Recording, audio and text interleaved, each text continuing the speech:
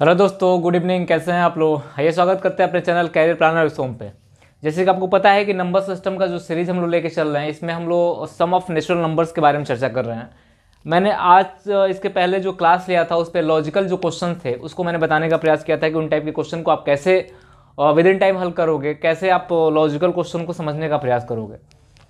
आज की जो क्लास होगी बहुत इंपॉर्टेंट होगी। बहुत अच्छा रूल बताने वाले हैं आपको, बहुत ही शानदार रूल बताने वाले हैं आपको कि उन टाइप के क्वेश्चन जब भी आपको मिले तुरंत विद इन टाइम कैसे आप कर सकते हो, ये तरीका बताने वाले हैं आपको। हमको लगता है कि क्वेश्चन उतना ही इंपॉर्टेंट है जितना इंपॉर्टेंट कंसेप्ट है। कंसेप्ट आपका तैयार है, इसका मतलब क्वेश्चन आपका बन सकता है। अगर कंसेप्ट नहीं तैयार है, क्वेश्चन नहीं बन सकता है। तो सबसे इंपॉर्टेंट मुझे लगता है कंसेप्ट है।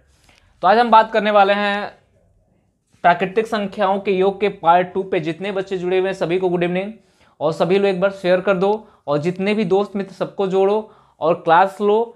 और जितनी भी अच्छी कंटेंट आपको मिल रही, इतनी अच्छी कंटेंट आपको कहीं दोबारा कहीं किसी से नहीं मिलेगी। देखो, प्राकृतिक संख्याओं के योग के बारे में चर्चा कर रहे थे। एक ट्रिक मैंने बताया था कि जब आपको 1 से लेकर 10 तक की संख्या जोड़नी हो, 1 से लेकर कहाँ तक की संख्या जोड़नी है? 10 तक। तो इसका रिजल्ट कितना आता है मेरे भाई? 55 आता है। जब 11 से लेकर 20 तक जोड़नी हो तो इसका कंटेंट, इसका कितना आता है योग? 20 तक जोड़नी हो तो इसी 55 को आप उतार दे रहे थे, और बाई 11 में दहाई का स्थान कितना है? 155 हो जा रहा था। यानी 11 से 20 तक की संख्याओं का योग कितना हो रहा है? 155। जब यही 21 से लेकर 30 तक की संख्या जोड़नी, 21, 22, डेड एस कहाँ तक? 30 तक की। तो आप कह रहे हैं कि सर 55 यहीं पे उतार देंगे, और ये 2 बचा हुआ 2 यहाँ लिख देंगे। 200 कितना होगा? 55। यानी कभी किसी ने आपसे पूछा कि 21 से लेकर 30 तक की प्राकृतिक संख्याओं का योग कितना होगा, तो 255।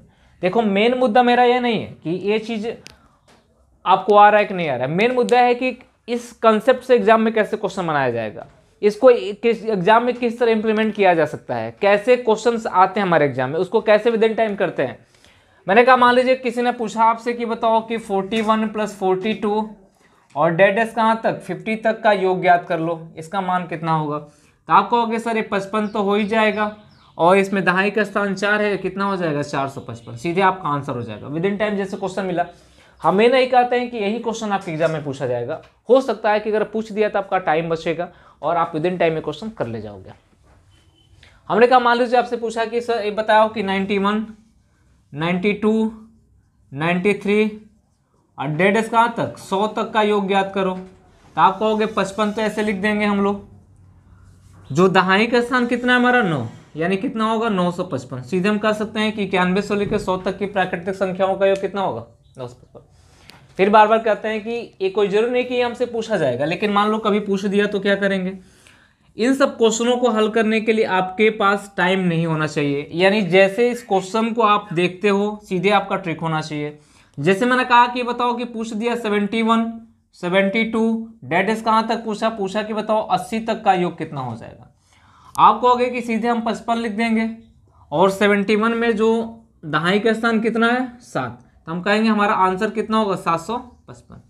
हमसे कोई पूछा हमसे कि बताओ कि 61 + 62 + 63 डेड एस कहाँ तक? या 70 तक का योगफल ज्ञात करो। तो आपका जवाब होगा कि आप सीधे 55 यहाँ पे लिखोगे, आप प्लस 61 में दहाई का स्थान कितना है? 6, तो आप कहोगे कि सर इसका जवाब कितना होगा? 655। आसान हो जा रहा है, और कहीं ना कहीं इस चीज़ को इम्प्लीमेंट करेगा। ऐसी बात नहीं है कि जो आप पढ़े रहो यही हो आपके एग्जाम में पूछा जाता है, ऐसा कुछ नहीं होता। इसका कहीं ना कहीं इंप्लीमेंट करेगा। जैसे मान लीजिए क्वेश्चन हमसे पूछा 21 से लेकर 40 तक, आपसे पूछ दिया कि बताओ कि 21, 22 डेड एस कहाँ तक? 40 तक का मान ज्ञात करें, योग ज्ञात करें। तो कुछ बच्चे ऐसे होते हैं कि 1 से लेकर 40 तक की संख्या जोड़ते हैं। क्या कहते हैं कि सर 1 से लेकर 40 तक की संख्या जोड़ेंगे। कहाँ तक की संख्या जोड़ेंगे? 40 तक की संख्या जोड़ेंगे। माइनस क्या करेंगे? 1 से लेकर 20 तक की संख्या जोड़ के माइनस कर देंगे, हमारा आंसर आ जाएगा। मैंने कहा क्यों करने जाओगे मेरे भाई? जब आपके पास आसान तरीका है, आपके पास ऐसा तरीका है कि क्वेश्चन देके आप ट्रिक कर सकते हो, ऑप्शन ट्रिक कर सकते हो, तो क्यों करने जाओगे इसको? हमने कहा कि जब आपके पास दिया हुआ 21 से लेकर 40 तक, तो आप कहोगे कि सर 21 से लेकर 30 तक का योग जो होगा, 21 से लेकर 30 तक का योग होगा वो होगा 255, और 31 से लेकर 40 तक का कितना हो जाएगा? 40 तक का हो जाएगा कितना? 355। दोनों का आपस में जोड़ दोगे कितना होगा? 610 हो जाएगा। यहां से भी निकालोगे कितना आएगा? 610। ये क्या होता है, ये छोटे छोटे ऐसे कंसेप्ट होते हैं, ऐसे पार्ट होते हैं कि किसी न किसी क्वेश्चन में इम्प्लीमेंट हो जाता है, और हर छोटी चीज़ें जानना आवश्यक है। ऐसा कुछ नहीं होता है कि एसएससी एग्जाम आ गया, बैंक हो गया, रेलवे हो गया, लेखपाल आ रही है तो मैथ में इतना ब्रॉड क्वेश्चन पूछ देगा कि आप ना बना पाओ, ऐसा कुछ नहीं होता है। हर छोटी छोटी यूनिट को जोड़ा जाता है कि हर छोटी यूनिट को कहाँ से आप कवर करते हो, ये बहुत इंपॉर्टेंट होता है। हर छोटी यूनिट को आप कैसे इंप्लीमेंट करते हो, हर छोटी यूनिट को कैसे जानते हो, ये बहुत ज़रूरी होता है। तो ये सब इसके बारे में मैंने बताया था, आज मैंने थोड़ा सा डिस्कस कर दिया। अब आज आपको बताने वाले हैं कि प्राकृतिक संख्याओं का योग कैसे करेंगे। और कुछ क्वेश्चंस ऐसे भी होते हैं कि जो हमको समझ में ना आता है लेकिन बहुत इंपॉर्टेंट होता है, वो विद इन टाइम का हम कर सकते हैं कि क्वेश्चन देखते हैं हम आंसर कर सकते हैं। जैसे कि मान लो हमने कहा आपसे कि प्रथम n प्राकृतिक संख्याओं का योग कितना हो गया, ध्यान से देखना। हमने कहा 1 2 3 और डेड कहाँ की बात कर रहे हैं हम लोग, n की। इनका योग होता है n प्लस 1 डिवाइड बाई कितना होता है 2। ये बहुत ही अच्छा फार्मूला होता है। अगर कोई टीचर आपसे बोले कि नहीं इस फार्मूले को हटा के दूसरा फार्मूला यूज करो, तो हमको लगता है कि इससे आसान कोई फार्मूला नहीं हो सकता है। n प्लस 1 बाई कितना होता है 2 होता है, इससे आसान कोई फार्मूला नहीं हो सकता। लेकिन जब क्वेश्चन 1 से शुरू हो और कहाँ तक जाए, यानी प्रथम n से A1 से शुरू हो कहाँ तक जाए, n तक जाए, इसके लिए होता है। लेकिन जब संख्याएं बीच से शुरू हो जाए तो दिक्कत हो जाती है। तो दोनों के बारे में जानने वाले हम लोग, लैंग्वेज के बारे में जानने वाले हैं आज की क्लास में।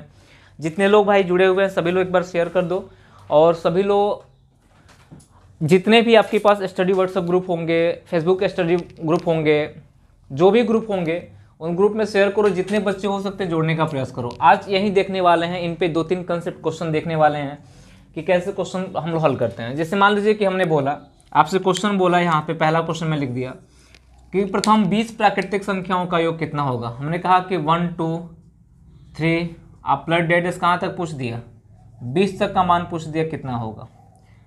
तो हमने कहा कि यहाँ n की वैल्यू हमारी कितनी हो जाएगी, n की वैल्यू हमारी कितनी हो जाएगी 20। ध्यान देना, n की वैल्यू 20 हो जाएगी। हमने कहा 20 इंटू कितना होगा 21 डिवाइड बाई कितना हो जाएगा 2, ये काटेंगे कितना होगा 10, यानी कुल मिला के हमारा कितना हो जाएगा भाई 210। ये हमारा क्या हो जाएगा, आंसर हो जाएगा। मैंने कहा जब आप जान रहे हो कि 1 से लेके 20 तक का, 1 से लेके 10 तक आप जान रहे हो, 1 से लेके 10 तक का मान कितना होता है 55 होता है। 11 से लेके 20 तक का मान आप जान रहे हो कितना होता है 155 होता है। अब यहाँ से दोनों को जोड़ दोगे तब भी कितना आ जाएगा 210 आ जाएगा।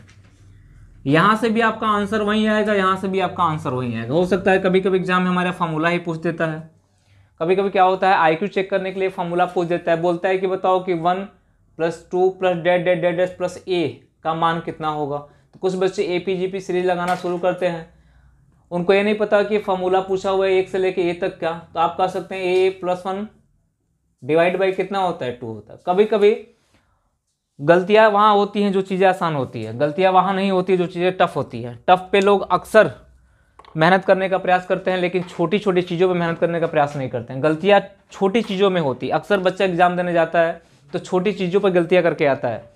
यानी हम लोग भी एग्जाम देने जाते थे तो छोटा जो क्वेश्चन बहुत सिंपल क्वेश्चन होता था अक्सर गलत करके आते थे। क्यों गलत करके आते थे, ओवर कॉन्फिडेंस।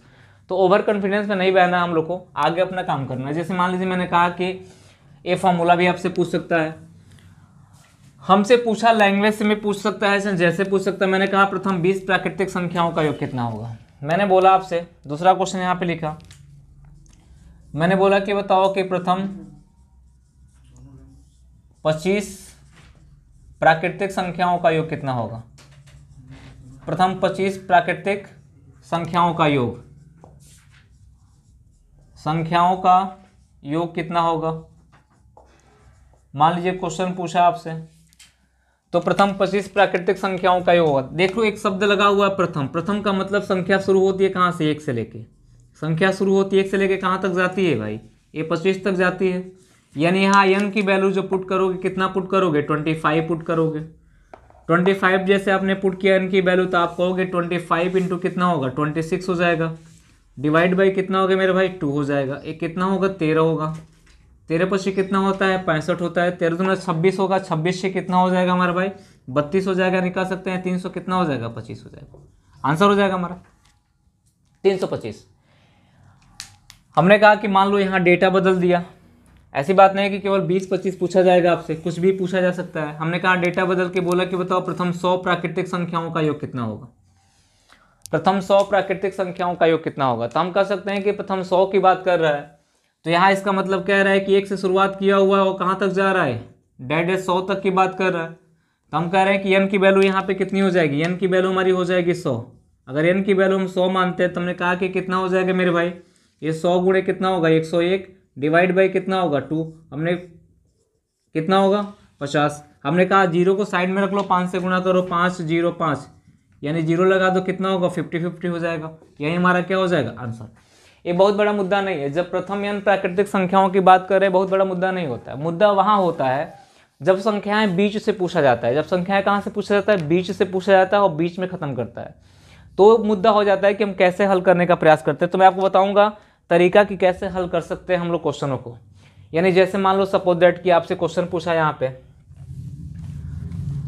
यानी प्रथम n प्राकृतिक संख्या पूछेगा तो कोई दिक्कत किसी को नहीं होगी।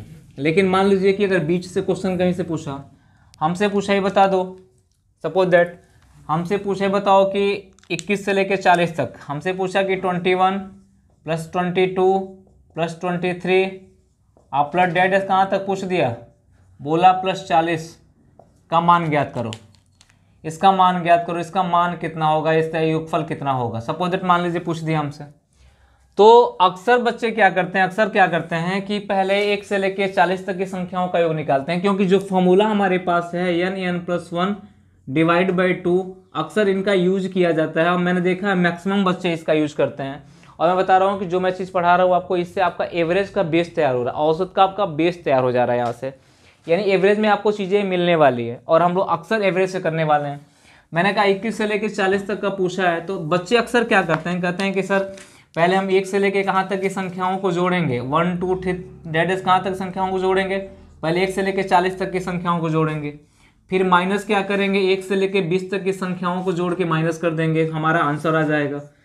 हमने कहा मान लीजिए कि यहाँ n की वैल्यू हमारी कितनी हो गई, यहाँ n की वैल्यू हमारी 40 हो गई, हमने कहा n की वैल्यू हमारी 40 हो गई। जैसे हमने n की वैल्यू 40 रखा तो ये योग निकालेंगे तो 40 गुणे 41 बटे में कितना हो जाएगा 2 हो जाएगा। हमने काटा तो 20 हो गया, ये कितना हो गया 20, 2 हो जाएगा, 4 दूना 8 यानी कितना हो जाएगा 820 आ जाएगा। कितना आ जाएगा मेरे भाई 820 आ जाएगा। हमने कहा जब यहाँ देखा तो n की वैल्यू कितनी हमारी मिली 20 मिली, n की वैल्यू 20 मिली तो इसका योग निकाले तो हमने कहा कि कितना हो गया 20 गुणे 21 बटे में कितना हो जाएगा 2 हो जाएगा। हमने काटा कितना हो जाएगा 10, यानी कितना होगा मेरे भाई 210। अब कहोगे क्या कि अब 820 में से मुझे क्या माइनस करना है, 820 में से मुझे 210 माइनस करना है, तो ये 610 आ जाएगा, ये हमारा क्या हो जाएगा आंसर हो जाएगा।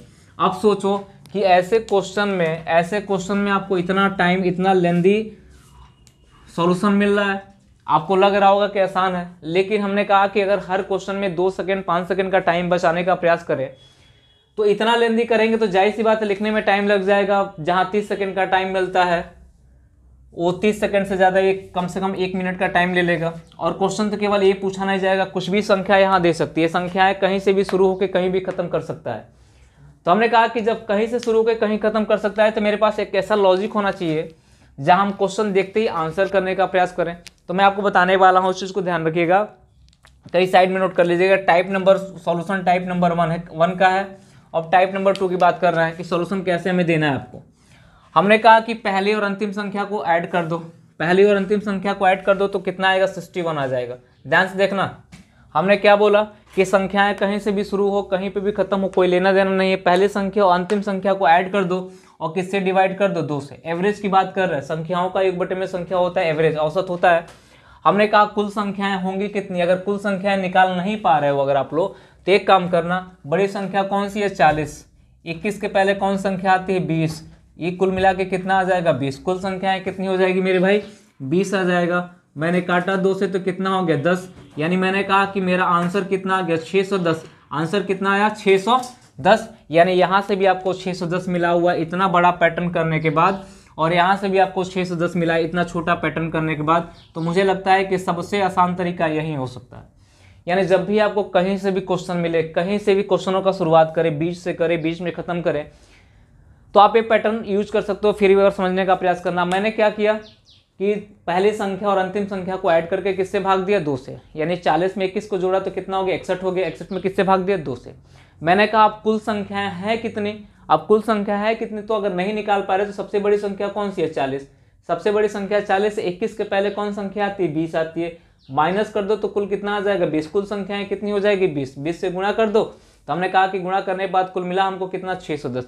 कैलकुलेशन जो होना चाहिए आपके दिमाग में होना चाहिए। सबसे बड़ी बात है, अगर आप कंपटीटर हो, वाकई किसी भी कंपटीशन के दे रहे हो, तो कैलकुलेशन अधिकतर आपके दिमाग में होना चाहिए। कॉपी पेन का यूज आप बहुत कम करने का प्रयास करना, बहुत कम, जितना हो सकता है उतना कम करना। क्योंकि आपको अगर एक पेज मिलता है ऑनलाइन पेपर देने में, तो कुछ बच्चे होते हैं 3-4 पेज भरना शुरू करते हैं, कुछ बच्चे होते हैं एक ही पेज में थोड़ा सा कैलकुलेशन करके अपना काम निकाल लेते हैं और पूरा का पूरा पेज खाली होता है, क्योंकि वो अपना कैलकुलेशन पूरा का पूरा माइंड से करते हैं।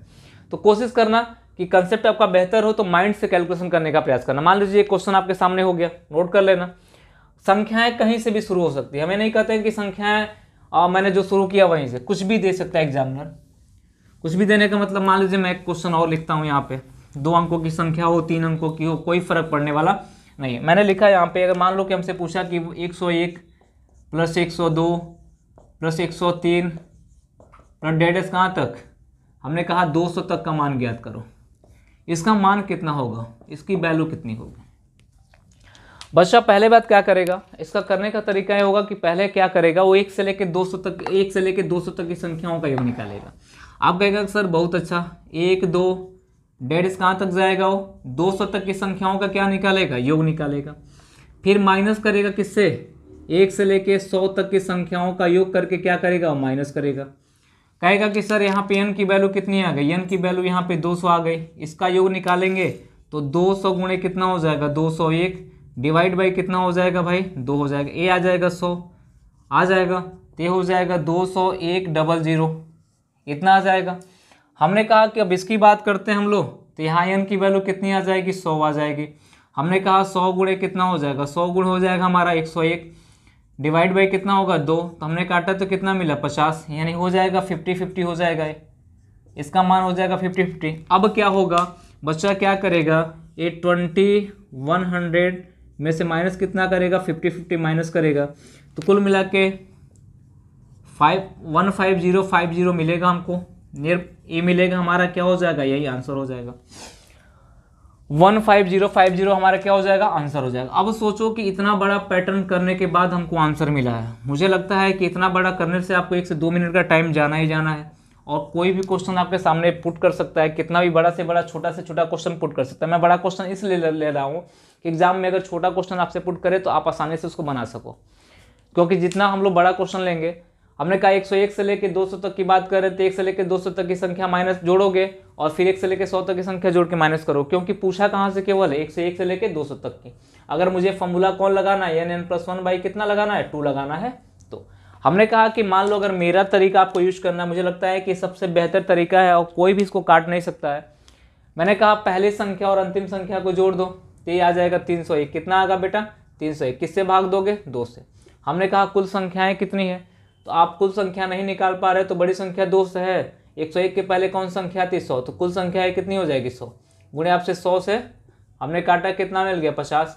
5 से गुणा कर दो, 5 एकम 5, 5 0 0 5 3 15, 1 0 उतार दो, कितना हो गया, 15 0 50, से आपका क्या हो जाएगा, आंसर हो जाएगा। हमको लगता है कि ये आसान है, और प्रैक्टिस करोगे तो इतना बड़ा करने से बेहतर मेरा ए वाला है, इतना बड़ा करने से बेहतर क्या है, मेरा ए वाला है। और मुझे लगता है कि जो कंपटीटर होगा ये कभी नहीं करेगा, इसी पे अपना काम निकाल लेगा। क्योंकि देखो कंपटीशन देना है, मुझे पीएचडी नहीं करना है, मैथ पढ़ के पीएचडी नहीं करना है कि मुझे मैथ बहुत अच्छी आती है, मुझे रीजनिंग बहुत अच्छी आती है, मुझे इंग्लिश बहुत अच्छी आती है। मुझे उतना पढ़ना है जितना मेरा काम निकल जाए, जहाँ मेरा सिलेक्शन हो जाए उतना ही पढ़ना है, उस पर ही फोकस ज़्यादा करना है हमको। क्योंकि जितना पढ़ोगे उतना कन्फ्यूजन होगा ही होगा, जैसे कहा गया ना, मोर स्टडी मोर कन्फ्यूजन। जितना पढ़ोगे उतना कन्फ्यूजन होगा, कन्फ्यूजन का मतलब प्रॉब्लम होगी। आ जाइए आगे बढ़ते हैं हम लोग, इन टाइप के क्वेश्चनों को बना ले जाएंगे। एक क्वेश्चन मैं और लिख रहा हूँ, लैंग्वेज थोड़ा सा चेंज करता है, कहने का मतलब क्या होता है कि थोड़ा सा लैंग्वेज चेंज करता है। पूछने का तरीका एग्जामिनर का क्या होता है, पूछने का तरीका होता है, कहता है कि इसका मान ज्ञात करो।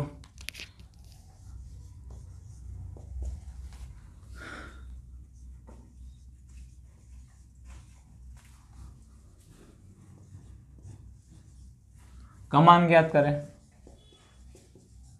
मान कितना होगा। अब सोचो जब इन टाइप के क्वेश्चन हमारे एग्जाम में पूछे जाते हैं तो बच्चा कहता है कि इसका मतलब क्या होगा। पहली बात, पहले मतलब नहीं समझ पाता है। इसका मतलब ये होता है कि कहना चाहता है कि जो n की वैल्यू है किससे बड़ी है, 12 से बड़ी, और किससे छोटी है, 18 से छोटी है। इसका योगफल ज्ञात करना हमको। हमने कहा 12 से बड़ी है तो वैल्यू कितनी हो जाएगी, 13, और डेडेस कहाँ तक जाएंगे, 18 छोटी है तो कितना हो जाएगा हमारा, 17। आप वाकई जोड़ भी सकते हो, ऐसे बात नहीं है कि नहीं जोड़ सकते हो। आप 13 17 को जोड़ो कितना मिलेगा आपको, 13 और 17 को जोड़ो कितना मिला आपको मिला 30। डिवाइड किससे करोगे, 2 से। हमने कहा कि 17 में किसको घटाओगे आप लोग, 17 में घटाओगे 12 को, कुल कितनी संख्याएं मिलेगी, 5। कुल संख्या हमको कितनी मिल गई, 5। हमने कहा 5 ये कितना हो जाएगा मेरे भाई, 15। 15 पची कितना हो जाएगा, 75। हमने कहा कि आंसर कितना मिल गया हमको, 75। कोई भी डेटा आपके सामने रख सकता है, छोटा सा डेटा था ये, आपका आंसर कितना आ जाएगा, 75। कुछ भी यहाँ पुट कर सकता है। हमने कहा कि यहाँ 12 पुट किया हो सकता है, कह सकता है कि यहाँ पे 8 से बड़ी हो और किससे छोटी हो, 27 से छोटी। मान लो सपोज दैट, मान लिया 8 से बड़ी किससे छोटी हो, 27 से छोटी हो। तो क्या कर सकते हो भाई, 8 से बड़ी 27 से छोटी हो, इसका मतलब है कि 8 से बड़ी कितना हो जाएगा, 9 हो जाएगा। 9 प्लस कितना, 10। डेडेस कहाँ तक जाएंगे, 27 से छोटी तो कितना हो जाएगा हमारा, 26 हो जाएगा। अब जोड़ने का प्रयास करेंगे तो 1 से लेकर 26 तक की संख्याओं को जोड़ेंगे, फिर 1 से लेकर 9 तक 8 तक की संख्याओं को जोड़ के माइनस करेंगे। या तो आपको तरीका क्या होगा, 26 को 9 को जोड़ो कितना मिलेगा आपको मिल जाएगा 35। डिवाइड बाई कितना, 2। हम देख रहे हैं कुल संख्याएं कितनी होगी, तो 26 में से क्या घटाएंगे हम लोग, 9 के पहले कौन संख्या आती, 8 घटा देंगे, ये 8 हो जाएगा। कुल मिला के कितना होगा, 18 हो जाएगा। हमने कहा कितना हो गया भाई, 18 हो गया। हमने 2 से काटा तो कितना हो गया, 9। 9 पचे 45 हो गया, 9 27 हो गया, 27 4 कितना हो जाएगा, 31 हो जाएगा। हमने कहा आंसर हमारा कितना मिल गया, 315। बहुत टफ नहीं होता है, बस ये होता है करने का तरीका हमारा क्या है, टफ नहीं बहुत ज़्यादा। संख्याएं कहीं से भी शुरू हो कहीं पे भी खत्म हो, उससे कोई प्रभाव पड़ने वाला नहीं है। मान लीजिए सपोज दैट पूछा हमसे क्वेश्चन, यहाँ पे कुछ बच्चे होते हैं कि सर बहुत टफ हो जाता है, 1 से लेके 97 तक की निकालो फिर घटाओ। जैसे मैंने कहा कि बताओ कि हमसे पूछा कि 72 से शुरुआत किया है, कहाँ शुरुआत किया, 72 से शुरुआत किया, खत्म कहाँ पे करेगा, कह रहा है 72 73 डेडेस कर 97 पे खत्म किया। कहा इसका योगफल ज्ञात करो, इसका मान ज्ञात करो। पूछा 72 से लेके और 97 तक की संख्याओं का योगफल ज्ञात करो। तो हमने कहा कि अगर करना चाहोगे तो 1 से लेके 97 तक की संख्याओं को जोड़ोगे, फिर 1 से लेके 71 तक की संख्याओं को जोड़ोगे, फिर माइनस करोगे। और हमने कहा कि इतना बड़ा करने से बेहतर जो मेरा तरीका एवरेज वाला उसे कर सकते हो आप लोग। 72 में 79 को आपस में जोड़ दोगे, कितना होगा, 7 2 9 9 7 16, 100 कितना होगा, 69 बटे में कितना हो जाएगा मेरे भाई, 2 हो जाएगा। इंटू हमने कहा कि कुल संख्या है कितनी, अगर नहीं निकाल पा रहे हो तो 97 जो बड़ी संख्या उसमें से 71 को घटा दो, कितना होगा, 6 हो जाएगा। एक कितना होगा हमारा 2 यानी 26 हो जाएगा, पूरे कितना होगा 26। हमने कहा कि कितना होगा 13 हो जाएगा। 13 नवा कितना होता है 117 हो जाता है मेरे भाई, बचा 11। 13 से कितना होगा 78 10 88 89 का 9 हो जाएगा। बचा कितना हमारा 7 8 बचा, 13 कम 13 हो जाएगा। 13 और 8 कितना हो जाएगा मेरे भाई, 13 8 हो जाएगा हमारा 21, यानी कह सकते हैं 21 को कितना आ जाएगा मेरा 97 आ जाएगा। यही हमारा क्या हो जाएगा, आंसर हो जाएगा। यही कर सकते हो ना, बस थोड़ा सा कैलकुलेशन आपका अपने माइंड से होना चाहिए। ऐसा नहीं कि आप लिख लिख के गुणा करो, जोड़ घटाओ, कैलकुलेशन जो आपके अपने दिमाग से होना चाहिए। चलिए आ जाइए, इन टाइप के क्वेश्चनों को आप निकाल सकते हो। अब क्वेश्चन तो जो पूछा जाता है टाइप नंबर 2 था ये, अब टाइप नंबर 3 में आते हैं तो कुछ लैंग्वेज का भी फर्क पड़ता है क्वेश्चनों में। मैं 2-3 लैंग्वेज लिख रहा हूँ यहाँ पे, थोड़ा ध्यान देना। 2-3 क्वेश्चन लिख रहा हूँ यहाँ पे। पहला क्वेश्चन ये है, मैंने लिखा कि 5 के प्रथम 12 अपवर्तों का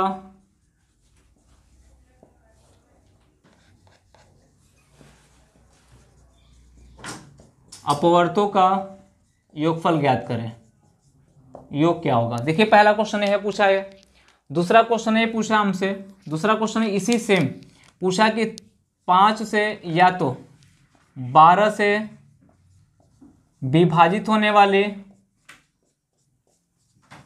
12 से विभाजित होने वाले प्रथम 5 संख्याओं का योग ज्ञात करो। 5 संख्याओं का योग क्या होगा। मान लिया तीसरा क्वेश्चन सेम, लैंग्वेज बस चेंज होगा, ध्यान देना। मैंने कहा 3 के प्रथम 12 गुणजों का औसत ज्ञात करो, गुणजों का योगफल ज्ञात करो, औसत नहीं। योग क्या होगा। सपोज दैट मानो लैंग्वेज तीनों क्वेश्चन एक ही है, बस लैंग्वेज चेंज किया हुआ तीनों क्वेश्चन में। पहला में क्या बोला है कि 5 के प्रथम 12 अपवर्तों का योगफल ज्ञात करो। दूसरे में बोला है कि 12 से विभाजित होने वाली प्रथम 5 संख्याओं का योगफल ज्ञात करो। तीसरे में बोला है 3 के प्रथम 12 गुणजों का औसत ज्ञात करो। एक चीज मैं बता दूं आपको, जब एलसीएम और एचसीएफ पढ़ते हैं हम लोग, तो एलसीएम की जब बात करते हैं तो कहते हैं लिस्ट कॉमन मल्टीपल। मल्टीपल का मतलब होता है गुणज, यानी उसको हम लोग अपवर्त भी बोलते हैं, लघुत्तम समअपवर्त बोलते हैं, समअपवर्त बोलते हैं। समअपवर्त का मतलब होता है गुणज, यानी इस शब्द का प्रयोग इसको हम लोग करते हैं गुणज के लिए। तो तीनों क्वेश्चन का मतलब एक ही होता है, अपवर्त हो जाए, चाहे विभाजित होने वाली बात कर रहा हो, चाहे गुणज की बात कर रहा हो, तीनों शब्द का मतलब एक ही होता है। जब भी आपके एग्जाम में कभी तीनों शब्द पूछा जाए, तीनों शब्द के बारे में अगर क्वेश्चन आपसे पूछा जाता है तो थोड़ा सा ध्यान रखना आप लोग। अपवर्त पूछेगा, अपवर्त का मतलब गुणज ही होता है। उन संख्या के गुणज के बारे में बात करते हैं। किसी भी संख्या का सबसे पहला गुणज जो खुद संख्या होती है, बड़ी की तो बात अलग है। हमने कहा कि विभाजित होने वाली कोई भी संख्या सबसे पहले अपने आप से विभाजित हो जाती है। हमने कहा कि गुणज की बात करते हैं, अपवर्त की बात करते हैं। तो तीनों क्वेश्चन का मतलब एक ही है, बस डेटा चेंज हुआ है और लैंग्वेज चेंज हुआ है। तीनों क्वेश्चन को करेंगे कैसे? करने के लिए तो बहुत तरीके हैं। जैसे मान लीजिए कि मैंने बोला कि 5 के प्रथम 12 अपवर्तों का औसत ज्ञात करें। 5 का जो पहला अपवर्त होगा 5 होगा, दूसरा कितना होगा 10 हो जाएगा, तीसरा कितना होगा 15 हो जाएगा, चौथा कितना होगा 20 हो जाएगा, पांचवा कितना होगा 25 हो जाएगा, छठा कितना होगा 30 हो जाएगा, सातवां कितना होगा 35 होगा, आठवां कितना होगा 40 होगा, फिर कौन सा होगा मेरे भाई 45 होगा, फिर 50 होगा, फिर कितना होगा 60 होगा। यानी 5 के कितने अपवर्त हैं? 5 के 12 अपवर्त हो गए हमारे। तो हम क्या कर सकते हैं यहाँ पे, इसको जोड़ दें या तो 5 को कॉमन ले लें। कॉमन लेने का मतलब भाग होता है, सब में 5 से भाग देंगे। हमने कहा 1 + 2 ध्यान देना डेड कहाँ तक जाएंगे हम लोग, ये 12 तक जाएंगे हम लोग। हमने कहा आप क्या करेंगे, 1 से लेके 12 तक की संख्या को ऐड करेंगे। 5 12 हो जाएगा, इनकी वैल्यू 12 मानेंगे। 12 × 13 बटे में कितना हो जाएगा मेरे भाई, 13 बटे में 2 हो जाएगा। 2 से हमने काटा तो कितना हो गया 6 हो जाएगा। हमने कहा 5 × 13 6 कितना होगा 78 होता है ना, 78 हो जाएगा। तो हमने कहा कितना होगा 8 × 5 40, 7 × 5 35, 35 4 कितना होगा 39, यानी 390 आ जाएगा। हमने कहा 390। अब वही बताओ कि इतना बड़ा करना बहुत जरूरी है क्या इसके लिए, कि इतना बड़ा क्वेश्चन आप करने जाओ, इतना बड़ा क्वेश्चन करने जाओ। एक क्वेश्चन छोटा क्वेश्चन जहां आप देखते ही आंसर करने वाले हो, वहां इतना बड़ा पैटर्न देखने जाओ कि नहीं मुझे इतना बड़ा करना है। कोई थोड़े आपको कंपटीशन में भाग लेना है कि नहीं मैं जितना बड़ा करूंगा उतना ही ज़्यादा आगे जाऊंगा, ऐसा कुछ तो है नहीं। आपको आंसर से मतलब है कि आपका आंसर कितना सही तरीके से, कितना आसान तरीके से आ रहा होगा। तो करना नहीं है इसको, हमको करना क्या है मैं बता रहा हूँ। मैंने कहा 5 के प्रथम 12 अपवर्त, 5 को साइड में, पहले क्वेश्चन को मैं बता रहा हूँ क्या करो, 5 को साइड में रख लो। 5 को क्या करो आप किसी बॉक्स में बंद कर लो, इतना बंद कर सकते हो। आपने कहा 12 के 12 अपवर्त, 12 में किसका गुणा करो 13 का, डिवाइड बाई कितना हो जाएगा 2, ये कितना होगा 6, 13 6 कितना होगा 78, 78 में फिर 5 से गुणा कर दो, कितना हो जाएगा भाई 390 आ जाएगा। ये आपका आंसर हो जाएगा। मुझे नहीं लगता है कि आपको इतना लिख लिख के करने की आवश्यकता पड़ेगी। दूसरा क्वेश्चन सेम, दूसरा क्वेश्चन मैंने यहाँ बोला है, तो दूसरा क्वेश्चन थोड़ा ध्यान देना। दूसरा क्वेश्चन क्या है मेरा, दूसरा क्वेश्चन को ध्यान देना। 12 से विभाजित होने वाली प्रथम 5 संख्याओं का योगफल, 12 से विभाजित होने वाली, अब सोचो 12 से विभाजित होने वाली प्रथम 5, तो 12 को हम लोग कहाँ रखेंगे, 12 को साइड में रख दो। 12 को जैसे आपने साइड में रखा, कितनी संख्या बोला है 5, 5 के बाद कौन संख्या आती, 5 × 6 डिवाइड बाई कितना होगा भाई 2 हो जाएगा, 2 से कटेगा 3, 5 3 कितना होगा 15, 15 में 12 से भाग देंगे, 12 से गुणा करेंगे 180 आ जाएगा। कुल हमारा आंसर कितना होगा 180। मुझे नहीं लगता है कि इतना बड़ा पैटर्न करने की आवश्यकता होगी। मुझे लगता है कि सबसे बेहतर तरीका है मेरा, और सबके लिए सबसे बेहतर तरीका से जो पढ़ा रहा हो, जो पढ़ रहा हो, सबके लिए सबसे बेहतर तरीका यही हो सकता है। तीसरी बात कर रहे हैं, हमने कहा कि तीसरा जो हमारा क्वेश्चन है बोला है कि 3 के प्रथम 12 गुणजों का योगफल क्या होगा, 12 गुणज का। तो 3 को कहाँ रखो आप लोग, 3 को साइड में रखो, ये 3 वाला आप साइड में बॉक्स में बना लो। 12 बोला है तो 12 के बाद से कौन संख्या आती है 13 आती है, गुणे कितना हो जाएगा 2 हो जाएगा, ये कटेगा तो कितना होगा 13 6 कितना होगा 78 हो जाएगा। 78 में 3 से गुणा कर दो, 8 3 का कितना होगा 24, 7 3 21 22 23, यानी 2 तक कितना होगा 32, ये आपका क्या हो जाएगा आंसर हो जाएगा, यही बनेगा। अब हमने कहा कि जब इतना आसान आपका हो जा रहा है क्वेश्चन, 3 क्वेश्चन आपको इतना आसान हो जा रहा है और एक क्वेश्चन ही पूछा जाएगा आपसे, ऐसा नहीं है कि 3 क्वेश्चन एक ही बार पूछ दिया जाएगा, एक ही पैटर्न का 1 क्वेश्चन पूछा जाएगा आपसे। अब मुझे लगता है कि इससे बेहतर, इससे आसान कुछ हो नहीं सकता है इन पैटर्न के लिए। यानी टाइप नंबर जो मेरा था, पहला टाइप नंबर पहली क्लास में मैंने पढ़ाया था, आज दूसरा, आज कौन सा टाइप है, आज का टाइप नंबर 2 है हमारा क्वेश्चन है, टाइप नंबर 2 में चल रहा है हम लोग। तो जब इन टाइप के क्वेश्चन आपके एग्जाम में बनते हैं, जब भी बनते हैं, तो आपको लगता है कि आपको करना कैसे चाहिए, आपको भी समझ में आ रहा है कि ये तरीका बहुत बड़ा हो जा रहा है, तरीका हमारा छोटा हो जा रहा है, तो मुझे लगता है यही करना चाहिए। चाहे जो एजुकेटर पढ़ा रहा हो, चाहे पढ़ रहा हो, चाहे जो भी हो, कंपटीटर हो, कुछ भी हो, उनके लिए भी तरीका आसान है, वो भी इसी तरीके का यूज कर सकते हैं। और मुझे लगता है कि तरीका सबसे बेहतर होगा। एक क्वेश्चन मैं और लिख रहा हूँ इस टाइप का, और बताने का प्रयास करो, और मुझे लगता है कि सभी लोग तुरंत विद इन टाइम 5 से 10 सेकंड में आंसर कर सकते हैं। जितने लोग पढ़ रहे हैं 5 से 10 सेकंड में आंसर कर सकते हैं। बस थोड़ी सी दिक्कत है डिजिटल बोर्ड की, अगर हो जाए तो जो क्वेश्चन लिख रहे हैं क्वेश्चन आपके सामने होगा और थोड़ा सा अच्छा फीलिंग आएगी। चलिए, सहयोग आप लोग का बना रहेगा तो भी हो जाएगा। बात करते हैं, जैसे मान लीजिए हमने बोला चौथा क्वेश्चन इसी टाइप का मैंने लिखा है, यहाँ पे 3 क्वेश्चन तो पहले लिख दिया था, चौथा क्वेश्चन लिख रहा हूँ। मैंने कहा कि 7 के प्रथम 20 गुणजों का औसत ज्ञात करें। 20 गुणजों का योगफल ज्ञात करें। औसत नहीं भाई, क्योंकि औसत में भी मिलेगा, योग क्या होगा। मान लीजिए क्वेश्चन आपके एग्जाम में पूछा कि 7 के प्रथम 20 गुणजों का औसत ज्ञात करें। तो एक चीज ध्यान रखना, एक गुणज शब्द जो लगा हुआ है इसके लिए 2 शब्द और प्रयोग होंगे। 2 शब्द और प्रयोग होंगे, कौन कौन से? अपवर्त, दूसरा प्रयोग होगा विभाजित होने वाले, ध्यान देना, तो घबराने की बात नहीं है। ये 2 शब्द प्रयोग होंगे यहाँ पे गुणज के लिए, चाहे किसी एक अपवर्त के लिए गुणज भी होगा, इसके लिए भी होगा।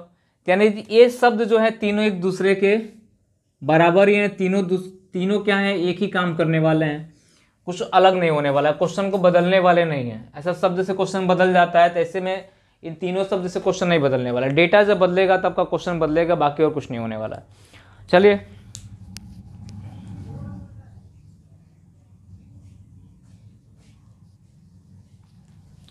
हमने कहा कि मान लो कि यहाँ पे आपका जवाब क्या होगा, आप कहोगे सर विद इन टाइम हम क्वेश्चन को हल कर सकते हैं। विद इन टाइम का मतलब क्या कहोगे? सर बहुत आसान है, बहुत आसान है। बहुत आसान का मतलब आप कहोगे क्या, 7 को हम लोग साइड में रखेंगे, 7 को उसके घर छोड़ के चले आएंगे।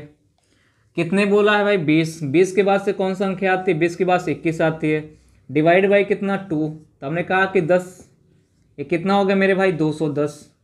आप कहोगे 210 हो गया, किससे गुणा करोगे? 7 से गुणा करोगे। तो 7 से कम 7, 7 दूना 14, यानी 1400 कितना हो जाएगा? 70। ये आपका क्या हो जाएगा? आंसर हो जाएगा। मुझे नहीं लगता है कि बहुत कठिन है, और जब थोड़ा सा प्रैक्टिस कर ले जाओगे, जब इन टाइप के क्वेश्चनों को कर ले जाओगे, तो मुझे लगता है कि जब आप एक लेवल तक मेंटेन करोगे तो वहाँ पे बहुत अच्छा काम आने वाला है। अच्छा काम का मतलब कि जब आप एग्ज़ाम देने जाते हो, ऐसा फील होता है अंदर से कि मैं अच्छा कंपटीटर बन गया हूँ, अब मुझे लगता है कि मुझे नौकरी मिल जाएगी।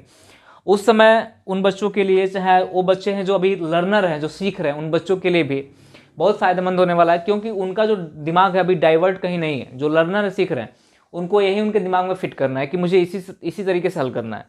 आज जो क्या बहुत जगह से सीखे हुए हैं, पढ़े हुए हैं, बहुत किताबें पढ़े हुए हैं, वेल कंपटीटर हैं, उनके लिए भी मैं फ़ायदेमंद की बात होती है कि उनको भी बूस्टअप करने का प्रयास करेगा एक टॉपिक, यानी बूस्टअप करने का प्रयास करेगा ये सॉल्यूशन का जो टाइप हम लोग का है, बताने का तरीका है, हमेशा आपको मदद करेगा, प्रयास करेगा कि आप इनको करने का प्रयास करो। आप बहुत बड़ा करने का प्रयास मत करो, छोटा करने का प्रयास करो। आपका आंसर सही होना चाहिए आपका, बाकी और कुछ नहीं। आ जाओ,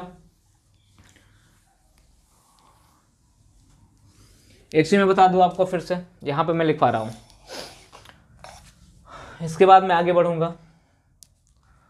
टाइप नंबर 4 जो है उसका बेस मैं तैयार करने जा रहा हूँ। देखो, हमारे यहाँ प्राकृतिक संख्या है, सम संख्या है, विषम संख्या है। हमारे यहाँ क्या है?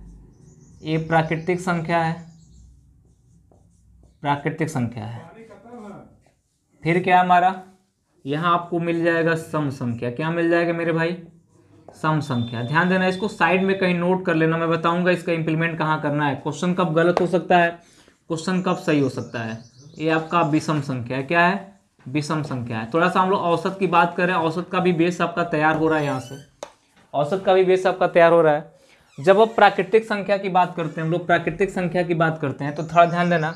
हमने कहा प्राकृतिक संख्या, मान लीजिए यहाँ पे मैंने लिखा, हमने कहा 1 2 3 4 5 6 7 8 9 और 10। हमने कहा यहाँ n की वैल्यू क्या है 10, यहाँ n की वैल्यू क्या है भाई 10। 10 क्या है हमारा सम संख्या, यानी प्राकृतिक संख्या में क्या है n की वैल्यू सम है। तो जो इनका एवरेज क्या होता है, बीचों की संख्या होती है। एवरेज मैंने 5 संख्या इधर निकाल दो, 5 संख्या इधर निकाल दो, 10 संख्या हो गई। एवरेज बीचों की संख्या होती है। इसका मतलब ये होता है कि मैं बता दूं फिर एवरेज के बारे में। एवरेज जब पढ़ना, हमें से पढ़ना और चाहे किसी से भी पढ़ना, तो एक चीज़ याद रखना, एवरेज बीचों की संख्या होती है। एवरेज बीचों की संख्या का मतलब ये होता है कि हमारे समाज में 3 कैटेगरी के लोग रहते हैं, एक लोअर वाले होते हैं, एक अपर वाले होते हैं, मिडिल वाले। जिसमें मिडिल वाले में हम लोग आते हैं, तो हम कहते हैं हम औसत दर्जे के व्यक्ति है। सबके मुंह से निकलता है कि हम औसत दर्जे के व्यक्ति हैं। हमारा जो इनकम है क्या है, उतना ही है जितना हम कमाते हैं, खाते हैं, ज़्यादा कुछ काम नहीं कर सकते हैं। लोअर वाले क्या है कि जितना कमाते हैं उतना खाते हैं, सुबह कमाएंगे शाम खाएंगे, फिर शाम कमाएंगे सुबह खाएंगे। और अपर वाले उनको टेंशन नहीं है, वो कभी एसएससी बैंक आईएएस की तैयारी करने नहीं आएंगे। तो जो हम लोग बीच वाले हैं, यही क्या होते हैं, औसत दर्जे के व्यक्ति होते हैं। तो औसत हमेशा क्या होता है, बीच की संख्या होती है। हमने कहा बीच की संख्या, तो 5 संख्या इधर निकाला, 5 संख्या इधर निकाला, तो इन 5 और 6 के बीच में जो संख्या आएगी औसत आएगी। औसत कितना आएगा 5.5 आएगा।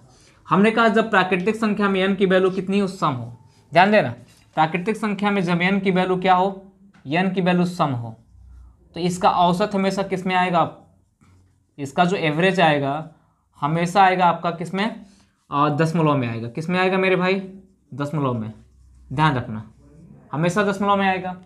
जब n की वैल्यू, मान लो यहाँ 10 हटा के कितना करते हैं, n की वैल्यू 9 करते हैं। n की वैल्यू कितना करते हैं 9। 9 हमारा क्या है, 9 हमारा विषम संख्या है। क्या है मेरे भाई, विषम संख्या है। तो हमने कहा विषम संख्या, इसका मतलब 4 संख्या इधर, 4 संख्या इधर, बीच की संख्या कितनी हो गई 5। औसत जो होगी, इसका औसत जो होगी हमेशा एक पूर्ण संख्या होगी। औसत जो होगी हमेशा क्या होगी, एक पूर्ण संख्या होगी। क्या होगी, जब यहाँ पे n की वैल्यू हमारी क्या हो, n की वैल्यू हमारी क्या हो, विषम हो। क्या हो मेरे भाई, विषम हो। तो इनका जो औसत होगा, औसत जो होगा हमेशा क्या होगा, एक पूर्ण संख्या होगी। क्या होगी, एक पूर्ण संख्या होगी। जैसे एग्जांपल के तौर पे मान ली किसी ने बोला आपसे कि बताओ कि 5 क्रमिक प्राकृतिक संख्याओं का योगफल, 5 क्रमिक प्राकृतिक संख्याओं का योगफल कितना हो, 100। यानी 5 क्रमिक प्राकृतिक संख्याओं का योगफल कितना हो, 100। तो इसका औसत ज्ञात करें। आप औसत ज्ञात करने के लिए योगफल में किससे भाग दोगे, 5 से। तो x में अगर 5 से भाग आपने दिया और आपका जो औसत आया किस में आया, दशमलव में आया। किस में आया है, दशमलव में आया है। किस में आया मेरे भाई, दशमलव में आया है। तो आप कहोगे कि n की वैल्यू अगर विषम है, 5 क्या है हमारा, विषम है। क्या है मेरे भाई, विषम है। और n की वैल्यू विषम है, तो औसत हमेशा किस में आना चाहिए, पूर्ण संख्या आनी चाहिए, दशमलव में कभी नहीं आना चाहिए। इसका मतलब क्या है, मेरा डेटा क्या है, गलत है। मेरा डेटा क्या है, गलत है। ध्यान देना, हमने कहा कि जब n की वैल्यू, मान लीजिए बोला कि 6 क्रमिक प्राकृतिक संख्या, योगफल कितना है, x है। तो आपने अगर औसत निकाला तो x में अगर 6 से भाग दिया तो आपका अगर एक पूर्ण संख्या आया, क्या आया, एक पूर्ण संख्या आता है। तो अगर n की वैल्यू हमारी 6 यानी क्या हो, हमारी सम हो। n की वैल्यू क्या हो, सम हो। प्राकृतिक संख्या की बात कर रहे हैं, प्राकृतिक संख्या में क्या हो, सम। तो औसत हमेशा किस में आता है, हमारा दशमलव में आता है। अगर पूर्ण संख्या है तो इसका मतलब क्या होगा, गलत है। गलत क्यों होगा, क्योंकि भाई जब प्राकृतिक संख्या यानी क्रमिक प्राकृतिक संख्या की बात होती है, क्रमिक यानी क्रम की बात होती है, जब भी क्रमिक प्राकृतिक संख्या की बात आती है, तो जब n की वैल्यू सम होती है तो उसका जो औसत होता है हमेशा दशमलव में आता है। और n की वैल्यू विषम होती है तो औसत हमेशा क्या होती है, पूर्ण संख्या आती है। वैसे सम की बात करने हम लोग, सम की बात करते हैं, ये हमेशा याद रखना, सम की बात करते हैं। सम में अगर n की वैल्यू क्या हो, सम हो, n की वैल्यू क्या हो, सम हो, तो इसका जो औसत होगा हमारा, औसत क्या होगा, औसत होगा हमारा एक विषम संख्या होगी। क्या होगी, विषम संख्या होगी। ध्यान रखना, विषम संख्या हो जाएगी।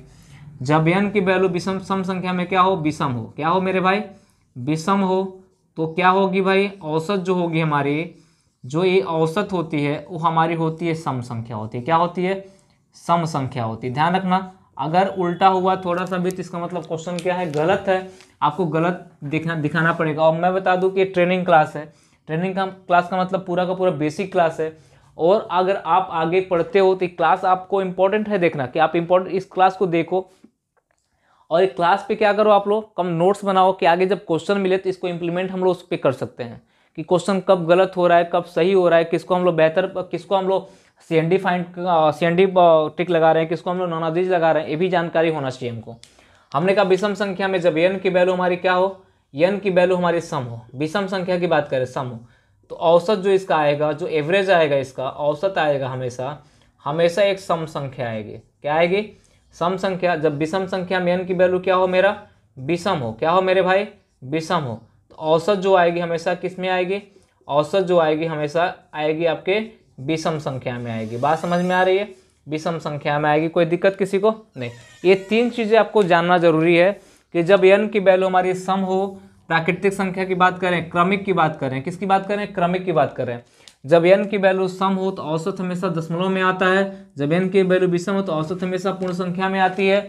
जब सम संख्या की बात करें, सम संख्या में n की वैल्यू अगर सम हो, जैसे कि मान लो कि मैंने कहा कि 2 4 6 8 10, कितनी संख्या है, 2 2 4 5 संख्या, यानी n की वैल्यू कितनी है, 5 है। 5 क्या हमारा विषम संख्या है, क्या मेरे भाई, विषम संख्या है। अगर n में सम की बात कर रहे हैं तो संख्याएं क्या है, पूरी सम है हमारी, सम में n की वैल्यू क्या हमारी, विषम है। जब n की वैल्यू विषम आएगी तो औसत हमेशा किस में आएगी, सम में आएगी। यानी 2 संख्या इधर निकाल दिया, 2 संख्या इधर निकाल दिया, औसत कितनी आ गई, 6 आ गई, यानी सम आ गए। जब यही मैंने कहा कि 2 4 6 8 10 12, यानी इसको लिया तो n की वैल्यू कितनी हो गई, 6 आ गई, 6 कितना आ गई, सम आ गई।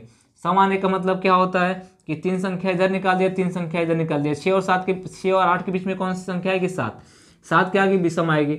जब n की वैल्यू सम हो तो औसत हमेशा विषम आएगी, किसमें, सम संख्या में। क्रमिक सम संख्या की जब बात करता है तो जब n की वैल्यू विषम हो तो औसत हमेशा किस में आएगी, सम में आएगी। अगर n की वैल्यू सम हो, औसत हमारा सम में आ रहा है, इसका मतलब गलत है, क्वेश्चन ही गलत होगा। अगर n की वैल्यू विषम है, औसत हमारा विषम में आ रहा है, क्वेश्चन ही गलत होगा। यानी इसको ध्यान रखना कि कैसे हम आगे जब क्वेश्चन करेंगे तो गलत ना हो, कैसे क्वेश्चन गलत हमारे एग्जामिनर देता है हमको, और उसको कैसे हम लोग इनमें से कोई नहीं है तो CND फाइंड करते हैं। जब n की वैल्यू विषम संख्या की बात करते हैं, क्रमिक विषम संख्या की, किसकी बात करते हैं, क्रमिक विषम संख्या की। जब n की वैल्यू हमारी सम हो, n की वैल्यू क्या हो, सम हो, तो औसत हमेशा किस में आएगी, सम में आएगी। जब n की वैल्यू विषम हो तो औसत हमेशा किस में आएगी, विषम में आएगी।